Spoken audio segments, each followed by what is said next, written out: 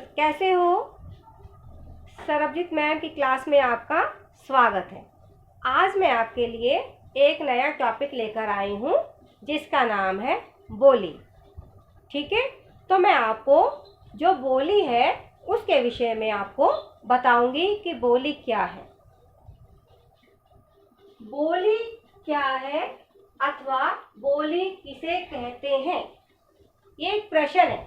ठीक है, किसी भी क्षेत्र या स्थान में बोली जाने वाली मौखिक, मौखिक मीन्स आसान।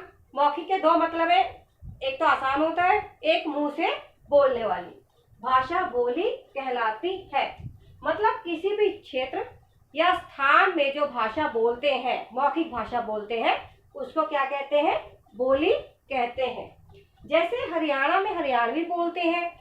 ठीक है, कुमाऊं में कुमाऊनी भाषा, कुमाऊनी बोली बोलते हैं।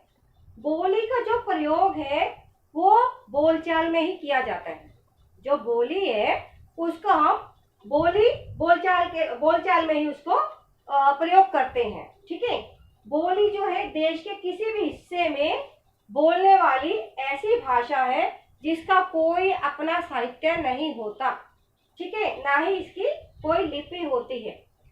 बोली जो है 10 और 20 मील की जो दूरी होती है उसमें ये बदल जाती है। जैसे मान लीजिए हम दिल्ली में रहते हैं। ठीक है, तो हम दिल्ली का बॉर्डर जैसे ही पार करते हैं तो हरियाणा आ जाता है। तो जो भाषा है हरियाणवी शुरू हो जाती है। जो हरियाणवी बोली है वो आपको सुनने में मिलती है। जब आप हरियाणा का बॉर्डर पार करते हो तो आगे की तरफ जैसे जैसे बढ़ते हो तो जो बोली है उसमें परिवर्तन आना शुरू हो जाता है। इसीलिए मैंने आपको ये बोला है कि जो बोली में 10-20 मील की दूरी में ही परिवर्तन आ जाता है। ठीक है बच्चों, और जो बोली है उसका जो क्षेत्र होता है सीमित होता है। जो बोली है वो उसका जो क्षेत्र होता है वो सीमित होता है, और जो बोली होती है उसका जो साहित्य होता है, बोली का जो साहित्य होता है उसमें वो कथा होती है, उसमें कहावतें होती हैं और दंत कथाएं होती हैं। जो बोली का साहित्य है, या ये कह सकते हो कि जो बोली का साहित्य है वो कथाओं तक, कहावतें पता ना आपको क्या है, और दंत कथाएं वो होती है जो क्षेत्रीय कहानियां होती हैं, छोटी छोटी, जो पुराने समय से ही चली आ रही होती है। जैसे परियों की कथाएं हो गई, कोई और गांव के किस्से हो गए, ऐसी कहानियां जिनको उनको दंत कथाएं बोला जाता है। ठीक है, वहां तक ये सीमित रहता है।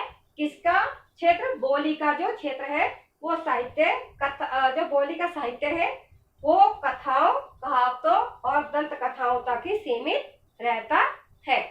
तो आपने ये जाना कि बोली क्या है। तो हम ये कह सकते हैं कि किसी भी स्थान पर या जगह पर या क्षेत्र में बोली जाने वाली मौखिक जो भाषा होती है वो बोली कहलाती है। ठीक है बच्चों, तो आप समझ गए कि बोली क्या है। ठीक है, आपको ये सब आसानी से समझ आ जाएगा। इसीलिए मैंने ये लिख भी दिया है ताकि आप इसको अच्छी तरह से देख सको और पढ़ सको। ठीक है, और उसे समझ सको। मुझे कमेंट करके जरूर बताना कि आपको ये कितना पसंद आया। ठीक है, थैंक यू बच्चों।